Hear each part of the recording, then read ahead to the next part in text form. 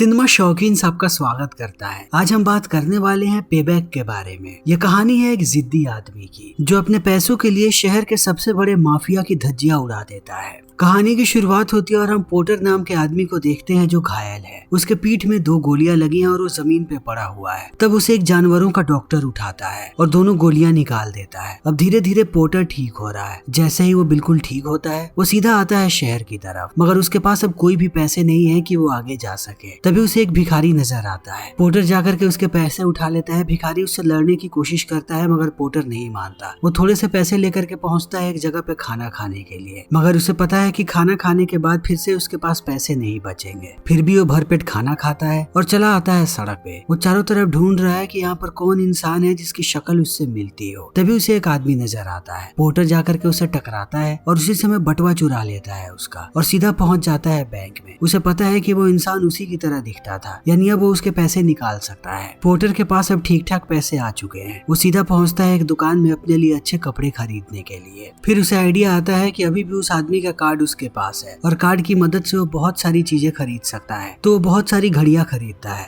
और उन्हें बेच देता है एक दुकान पर ले जा करके, और तब उन पैसों से खरीदता है एक बंदूक। अब वो सीधा पहुंचता है एक घर की तरफ और बाहर इंतजार करने लगता है। तभी थोड़ी देर के बाद यहाँ पर हम एक लड़की को देखते हैं जिसका नाम है लीन। लीन नशे में धुत होकर के आई हुई है। वो घुस जाती है सीधा घर के अंदर। तो पोर्टर दरवाजे पे पैर मारता है और वो भी चला आता है अंदर। पोर्टर को देखने के बाद वो आश्चर्यचकित हो जाती है। तब हमें पता लगता है कि लीन पोर्टर की ही पत्नी है और उसे लग रहा था कि पोर्टर मर चुका है। अब वो बहुत ही ज्यादा डरी हुई है क्योंकि पोर्टर के हाथ में बंदूक है और वो पूरे घर की तलाशी ले रहा है। लीन को लगता है कि अब उसे मार देगा पोर्टर, मगर वो ऐसा नहीं करता और उसे उठा करके लिटा देता है बिस्तर पे। पोर्टर को यह बात भली भांति पता है कि लीन की हालत बहुत खराब है। वो दिन भर नशे में धुत रहती है। वो दुनिया के सबसे गंदे नशे कर रही है। तब वो सारी नशे की चीजों को बाहर ले आता है और दरवाजा बंद कर देता है ताकि लीन नशा ना कर सके। मगर लीन हर चीज के लिए तैयार है। वो अपने जूते को खोलती है और अंदर से ड्रग्स निकाल करके ले लेती है। बाहर पोर्टर सोया हुआ है आराम से, क्योंकि उसे पता है कि ये उसका ही घर है। अगले दिन वो जैसे ही कमरे के अंदर आता है देखता है कि लीन की मौत हो चुकी है, वो भी ड्रग के ओवरडोज के कारण। तब वो उसके बगल में लेट जाता है। अब यहाँ से कहानी जाती है फ्लैशबैक में और हमें पता लगता है कि पोर्टर एक प्रोफेशनल चोर है और यहाँ पर उसके साथ उसका साथी भी है जिसका नाम है वॉल। ये दोनों एक साथ मिलकर के काम करते हैं और अभी इन्हें कुछ बड़ा हाथ मारना है। इनका अगला टारगेट कोई और नहीं बल्कि चाइनीज माफिया है। इन लोगों ने अपनी पूरी रिसर्च करके रखी है। इन्हें पता है कि हर रोज ये लोग $1 मिलियन कैश लेकर के एक जगह से दूसरी जगह जाते हैं और इनकी सबसे बड़ी दिक्कत है कि ये लोग सीट बेल्ट नहीं लगाते और पोर्टर के लिए यही काम की चीज है। अगले दिन वो गाड़ी लेकर के आते हैं और पोर्टर इनके सामने तेज गाड़ी ला करके उस पर टक्कर मार देता है। इन्हें कुछ नहीं होता मगर वो सारे के सारे लोग बेहोश हो जाते हैं क्योंकि सीट बेल्ट न लगाने के कारण सबके सर पे चोट लगी है। पोर्टर एक कटर निकालता है और ब्रीफकेस को काट के लेकर के जाने लगता है। तभी यहाँ पर लीन आती है गाड़ी लेकर के और दूसरी गाड़ी से ये लोग निकल जाते हैं। यहाँ से निकलने के बाद जब लीन पैसों को गिनती है तो बताती है कि ये सिर्फ $1,40,000 है, ना कि $1 मिलियन। तब वॉल भड़क जाता है, कहता है कि मुझे $1,40,000 की जरूरत है अपने बिजनेस को स्टार्ट करने के लिए, मगर आधे पैसे तुम ले लोगे तो मेरे पास सिर्फ $70,000 बचेंगे। पोर्टर कहता है कि तुम ज्यादा लालची हो रहे हो, $70,000 भी बहुत होते हैं। तब वॉल गुस्सा हो जाता है। पोर्टर समझ जाता है कि यहाँ पर हालात खराब होने वाले हैं। वो बंदूक निकालता है, तभी देखता है कि लीन ने भी उस पर बंदूक तान दिया है और पोर्टर कुछ कर पाता उससे पहले लीन उस पर गोली चला देती है। वो गिर जाता है नीचे। तब वॉल उसे तस्वीर दिखाता है और कहता है कि तुम्हारा जिस लड़की के साथ चक्कर है, तुम दोनों की फोटो मैंने तुम्हारी पत्नी को दिखा दिया, तब से वो तुम्हारी जान लेना चाहती थी। इतना कहने के बाद वो दोनों यहाँ से निकल जाते हैं, ऐसे ही पोर्टर को छोड़ करके। अब कहानी चली आती है वर्तमान समय में। पोर्टर को लगता है कि कोई दरवाजे पे है। जैसे ही वो बाहर देखता है उसे एक लड़का नजर आता है। वो तुरंत उसे अंदर खींच करके पीटना शुरू कर देता है। उसे पता है कि यही लड़का नशे की चीजें दिया करता था लीन को। बहुत देर पीटने के बाद वो कहता है कि मुझे पता है कि तुम वॉल के लिए काम करते हो, वॉल ये सारी चीजें भेजता है, मुझे बताओ कि वो कहाँ पर है। वो लड़का कहता है कि मैं वॉल के लिए काम नहीं करता, मैं स्टैन के लिए काम करता हूँ। तब पोर्टर यहाँ पर स्टैन का एड्रेस लेता है और चला जाता है उसके अड्डे पे। बाहर ही एक आदमी है जो कहता है कि वो उसे अंदर नहीं जाने देगा। तो पोर्टर उसे पीटता है और चला आता है अंदर। अंदर आते ही वो देखता है कि 2 पुलिस वाले भी यहाँ पर खड़े हैं और बगल में स्टैन खड़ा है। पोर्टर कहता है कि मुझे तुमसे बात करनी है। स्टैन कहता है कि मैं तुमसे बात नहीं करना चाहता। तब वो नशे वाली चीजें फेंकता है टेबल पे, जिसे देख करके पुलिस वाले चौंक जाते हैं और स्टैन को कहते हैं कि तुमने कहा था कि तुमने इस धंधे को बंद कर दिया है। तब स्टैन पोर्टर को खींच करके लाता है बाहर और कहता है कि आखिर तुम क्या चाहते हो। वो कहता है कि मुझे वॉल का पता चाहिए, मेरी बीवी मर चुकी है नशे के कारण। इन बातों को सुनने के बाद स्टैन कहता है कि वॉल ने ही मुझे इस बिजनेस में डाला है, मगर अब वो बहुत ही बड़ा बन चुका है। वो शहर के सबसे बड़े माफिया गिरोह के लिए काम कर रहा है, उसे कोई भी नहीं छू सकता। पोर्टर कहता है कि उसे बस जाकर के इतना बताना कि मैं आ चुका हूँ और उसका खेल जल्दी ही खत्म होने वाला है। इतना कह के पोर्टर निकल जाता है। तभी हम एक शानदार होटल को देखते हैं जिसके अंदर वॉल रहता है। वॉल के पास एक कॉल आता है और उसे पता लग जाता है कि लीन मर चुकी है और वो यही चाहता था, इसलिए वो बार बार उसके पास नशे की चीजें भिजवाता था। मगर उसके साथ साथ उसे ये बात भी पता लगती है कि एक आदमी आया था स्टैन के अड्डे पे जिसने उसे धमकी भी दी। तब वो निकल पड़ता है स्टैन से मिलने के लिए। दूसरी तरफ पोर्टर जाता है एक बार में और एक लड़की से पूछता है उस फोटो वाली लड़की के पास, यानी रोजी के बारे में, जिसके साथ पहले उसका संबंध था। वो लड़की कहती है कि मुझे नहीं पता कि रोजी अभी कहाँ पे है, मगर एक लड़का जानता है, मैं तुम्हें उसका पता दे सकती हूँ। तभी वॉल पहुंच जाता है स्टैन के पास। स्टैन उसे बताता है कि मेरे पास एक आदमी आया था, उसने बोला कि उसका नाम पोर्टर है और वो तुम्हारे पीछे आने वाला है। इस बात को सुनने के बाद वॉल की हालत खराब हो जाती है। वो आदमी बताता है कि उसे ये बात भी पता है कि तुम नशे का व्यापार करते हो। तब वॉल और भी ज्यादा भड़क जाता है। अब वो भी तैयारी कर रहा है कि जितनी जल्दी हो सके उसे पोर्टर का खात्मा करवाना पड़ेगा, वरना पोर्टर उसे नहीं छोड़ेगा। दूसरी तरफ पोर्टर पहुंचता है एक बारटेंडर के पास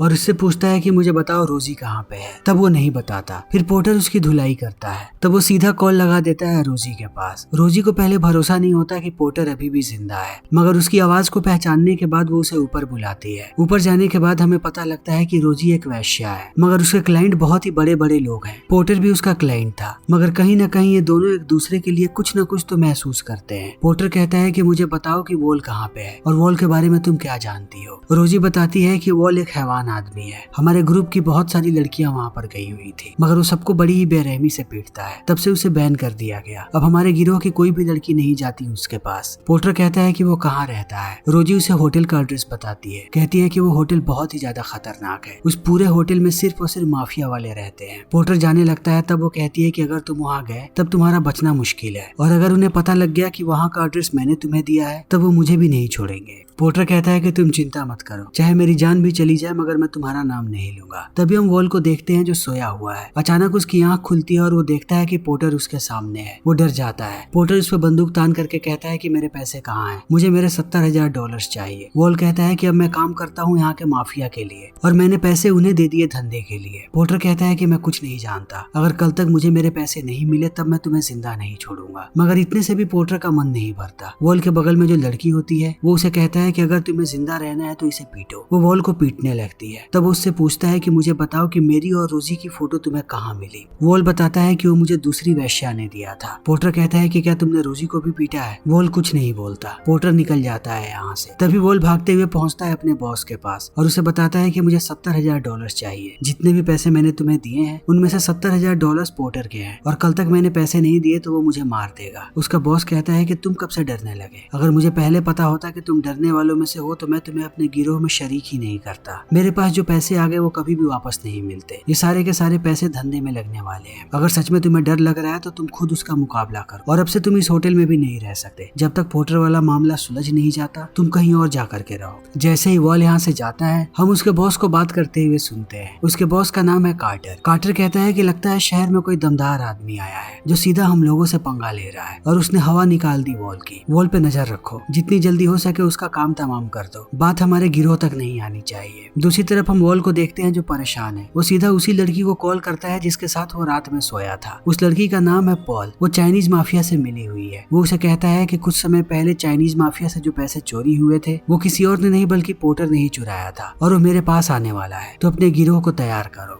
थोड़ी देर के बाद पोर्टर आता है वॉल के पास पैसे लेने के लिए। तभी चाइनीज माफिया वाले आकर के उस पर हमला कर देते हैं, उसे पीटते हैं और स्टैप करने के लिए आगे बढ़ते हैं। तभी वही दोनों पुलिस वाले यहाँ पर चले आते हैं जिन्हें हमने स्टैंड के पास देखा था। इनका नाम है हिक और फिल। पुलिस वालों को देखने के बाद चाइनीज माफिया यहाँ से चली जाती है। तब हिक आता है पोर्टर के पास और कहता है कि मुझे पता है कि वॉल से तुम अपने पैसे लेने आए हो, मगर वो पैसे अब सिर्फ तुम्हारे नहीं है, उनमें से हमें भी आधा हिस्सा चाहिए वरना तुम्हारी बीवी के मर्डर केस में हम तुम्हें फंसा देंगे। इतना कह के वो चले जाते हैं और पोर्टर बहुत गुस्से में है, मगर उसने हिक का बैग चुरा लिया है। यहाँ से निकल करके वो सीधा पहुँचता है रोजी के पास। जब ये दोनों बातें कर रहे होते हैं तब हमें पता लगता है कि पोर्टर ने जब लीन से शादी की थी उससे भी पहले से वो रोजी के साथ था। ये दोनों एक दूसरे से प्यार करते थे, मगर रोजी एक वैश्या थी, ये बात उसे पसंद नहीं थी। वो नहीं चाहता था कि रोजी को कोई और छुए, इसीलिए वो उसे छोड़ करके चला गया। तभी हम वॉल को देखते हैं जो इस बिल्डिंग में आ चुका है। वो लिफ्ट के बटन पे खून का निशान देखता है। तब उसे पता लग जाता है कि कौन से फ्लोर पे गया हुआ है यहाँ पर पोर्टर। उसे उसे पता है कि रोजी भी यहीं पर रहती है। जैसे ही पोर्टर यहाँ से निकलता है, वॉल चला आता है अंदर और पीटना शुरू कर देता है रोजी को। वो बार बार एक ही सवाल पूछता है कि मुझे बताओ पोर्टर कहाँ पे है। तभी रोजी का कुत्ता हमला कर देता है वॉल पे। वॉल पहले कुत्ते को गोली मारता है, फिर वो आगे बढ़ता है रोजी की तरफ। तभी पोर्टर वापस आकर के सीधा गोली मार देता है वॉल के कंधे में। उसके बाद वो उसके पैर में गोली मारता है और जाकर के पूछता है कि मुझे पता है कि तुम्हारे पास पैसे नहीं है, मुझे ये बात बताओ कि मेरे पैसे किसके पास है। वो कहता है मेरे बॉस के पास, जिसका नाम है कार्टर, और उसका भी एक बॉस है जिसका नाम है फेयरफैक्स। पोर्टर कहता है कि अब मैं उनसे पैसे निकालूंगा। वॉल कहता है कि क्या तुम पागल हो गए हो? $70,000 के लिए तुम शहर के सबसे बड़े माफिया से पंगा लोगे? पोर्टर कहता है कि हाँ, मुझे मेरे पैसे चाहिए। इतना कहने के बाद वो सीधा भेजे में गोली मारता है वॉल के। तब वॉल की मौत हो जाती है। इस चीज को देखने के बाद अब रोजी को कुछ भी समझ में नहीं आता कि उसके घर में मर्डर हुआ है, वो क्या करे, जबकि ये पूरा का पूरा घर माफिया वालों के नाम पे है। पोर्टर उसे लेकर के चला आता है अपने घर पे और कहता है कि अब से तुम यहीं पर रहोगी। उसने उसके कुत्ते का भी इलाज करवा दिया है। तभी उसका फोन बजता है। पोर्टर कहता है कि ये नंबर किसी के पास भी नहीं है, आखिर फोन किसने किया है। उसे शक होता है। जब वो फोन की वायर को चेक करता है तब उसे पता लगता है कि इस फोन से एक बॉम्ब को अटैच किया गया है। जैसे ही वो फोन को उठाएगा, पूरा का पूरा घर ब्लास्ट हो जाएगा। वो तुरंत खिड़की से बाहर देखता है, तब उसे एक गाड़ी भी नजर आती है। गाड़ी के अंदर एक फोन है जिससे वो लोग बार बार कॉल कर रहे हैं। इस पूरे माफिया के ग्रुप में जितने भी लोग हैं, सबके गाड़ी में फोन है। इस बार फोन करने के बाद जैसे ही वो लोग पीछे देखते हैं, उन्हें पोर्टर नजर आता है। उसने पहले ही फ्यूल पाइप को काट दिया है। वो जैसे ही अपने सिगरेट को नीचे फेंकता है, पूरी की पूरी गाड़ी ब्लास्ट हो जाती है। अब वो शाम को पहुंच जाता है जहाँ पर माफिया वाले रहते हैं। उन्हें उसके अड्डे पे जाना है। तभी वो पुलिस वाले उसे रोकते हैं। पोर्टर देखता है कि पीछे स्टैन भी बैठा है। फिल कहता है कि तुम देरी कर रहे हो, हमें हमारे पैसे चाहिए। पोर्टर कहता है कि मैं उसी काम में लगा हुआ हूँ। वो अपनी बंदूक दे देता है और कहता है कि इसे थोड़ी देर के लिए रखो, मैं माफिया वालों से मिलने जा रहा हूँ। वो अंदर बंदूक लेकर के नहीं जाने देंगे। गेट पे जाने के बाद वो कहता है कि मैंने ही वॉल को मारा है। इस बात को सुनते ही कार्टर उसे अंदर बुलाता है। अंदर जाकर के पोर्टर सबसे पहले 2 लोगों को पीट के नीचे गिराता है और उनका बंदूक लेकर के आगे बढ़ जाता है कार्टर की तरफ और उससे कहता है कि मुझे मेरे पैसे चाहिए। कार्टर कहता है कि मेरे पास कोई पैसा नहीं है और तुम्हें पैसा नहीं मिलने वाला। तब पोर्टर उससे कहता है कि अपने बॉस के पास कॉल लगाओ। वो सीधा कॉल करता है ब्रॉन्सन नाम के आदमी के पास। हम देखते हैं कि ब्रॉन्सन बहुत ही अमीर है और वो अपने बेटे से बहुत प्यार करता है। आज उसके बेटे का बर्थडे है, इसीलिए उसने सबसे महंगी गाड़ी उसे गिफ्ट में दी है। कार्टर उसे कॉल करके पूरी बात बताता है। तब ब्रॉन्सन कहता है कि किसी को कोई पैसा नहीं मिलने वाला और मुझे ये बात सुनकर के ताज्जुब हो रही है कि मेरे होटल के अंदर कोई घुसा है और मेरे आदमी को धमकी दे रहा है। इस बात को सुनने के बाद पोर्टर उससे कहता है कि अगर जल्दी से तुमने मुझे मेरे पैसे नहीं दिए तब मैं तुम्हारे पीछे आऊंगा। इतना कहते ही वो कार्टर को गोली मार देता है। तब ब्रॉन्सन भी आश्चर्यचकित रह जाता है कि ये कौन आदमी है। पोर्टर को वहीं पर नीचे एक डायरी नजर आती है जिसके अंदर फेयरफैक्स का नंबर और एड्रेस है। वो डायरी को लेकर चला आता है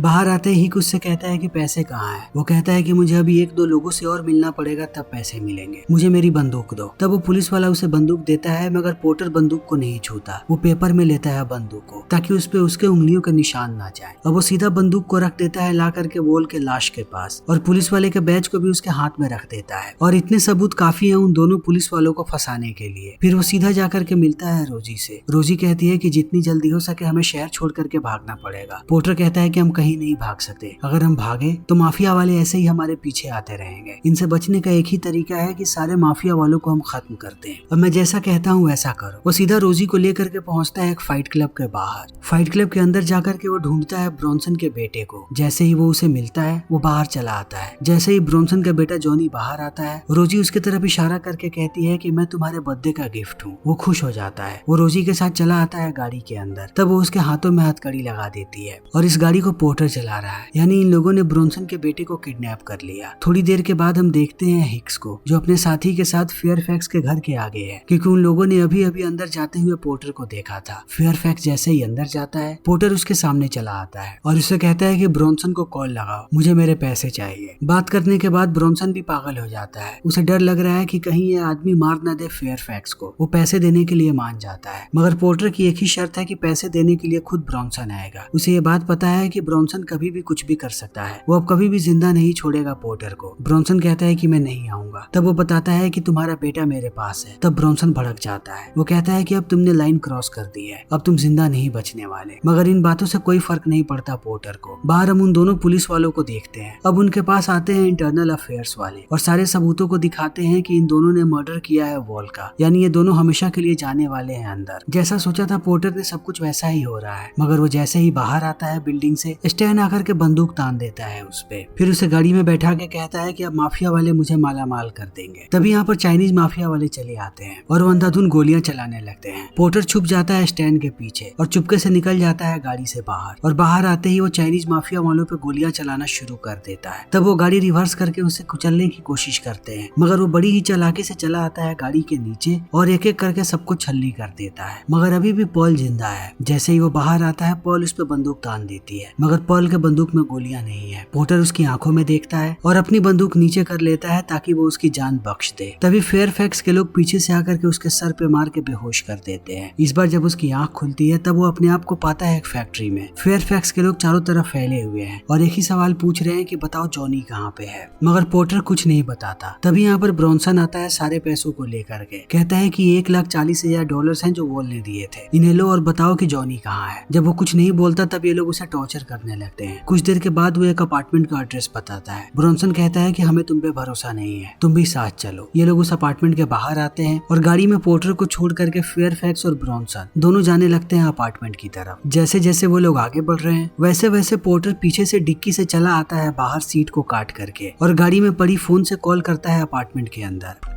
और अब अपार्टमेंट के अंदर सारे लोग आ चुके हैं। जैसे ही उन्हें फोन बजता हुआ नजर आता है वो फोन उठाते हैं क्योंकि पूरा का पूरा अपार्टमेंट खाली है। फोन के उठते ही पोर्टर इधर से कहता है कि तुम लोग अपने ही जाल में फंस गए। इतना कहते ही बॉम्ब ब्लास्ट होता है और ये सारे लोग मारे जाते हैं। ये वही बॉम्ब है जो माफिया वालों ने लगाया था पोर्टर के घर पे। उसने एक ही झटके में सारे के सारे माफिया वालों को खत्म कर दिया। गाड़ी में अभी भी चाबी लगी हुई है। अब वो गाड़ी लेकर के सीधा पहुंचता है आके रोजी के पास। रोजी के घर पर ही इन लोगों ने जॉनी को बांध करके रखा है। रोजी जॉनी को छोड़ती है और गाड़ी की आवाज सुनने के बाद आती है बाहर। उसे देखने के बाद पोर्टर दिखाता है सारे पैसों को कि अब हमारे पास $1,40,000 है, अब हम देश छोड़ करके निकल सकते हैं। इन बातों को सुनने के बाद रोजी बहुत खुश होती है कि फाइनली अब ये दोनों एक साथ होने वाले हैं और ये फिल्म यहीं पर खत्म हो जाती है। तो दोस्तों हमारी आज की ये वीडियो यहीं पर खत्म होती है। अगर आपको हमारी ये वीडियो पसंद आई हो तो इसे लाइक करें, शेयर करें और चैनल को सब्सक्राइब करें। Thank you.